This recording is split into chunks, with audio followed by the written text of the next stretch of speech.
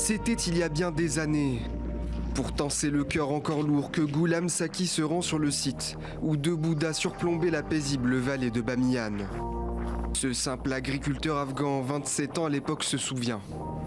Ce jour de mars 2001, les talibans lui ont volé un peu de sa jeunesse quand ils l'ont obligé à détruire ces deux statues sacrées. Il se rendait comme à son habitude au bazar quand les hommes armés l'ont attrapé. Ils nous ont forcés à porter les explosifs et nous ont dit de partir quand la tâche était terminée. Ensuite, ils ont fait exploser les Bouddhas et la poussière a rempli la vallée. Hamza Yousoufi, lui, n'a pas été forcé d'y participer, mais il a tout vu.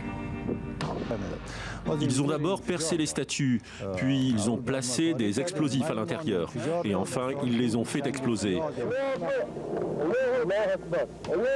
Il y avait beaucoup de fumée et de panique. Les fenêtres des maisons ont volé en éclats. Aujourd'hui, plus aucune trace des statues, seulement des cavités. On y retrouve Ghulam Saki. Nostalgique, il observe les gravats, derniers vestiges d'un passé, d'une mémoire que les talibans ont anéantie. Une demi-heure après que la poussière se soit déposée, nous avons réalisé qu'il ne restait rien d'autre qu'un cadre vide et une identité qui avait été détruite. Devant la crevasse pleine d'échafaudages et les dernières grottes qu'ils tentent de préserver, les habitants de Bamiyan continuent à vivre, même à jouer.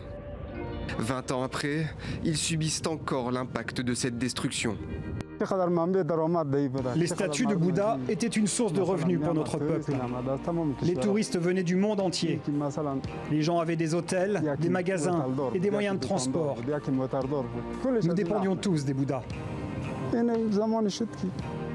Sans prendre à ce que ce peuple afghan a pu produire de plus beau, ce qui faisait sa fierté n'était que le début. Le signe avant-coureur du fait que les terroristes comptaient s'en prendre directement à lui, jusque dans sa chair. C'était il y a bien des années. L'ombre des talibans plane toujours sur la vallée de Bamiyan. Et les colosses de pierre de 55 mètres qui s'y dressaient ne veillent plus sur elle.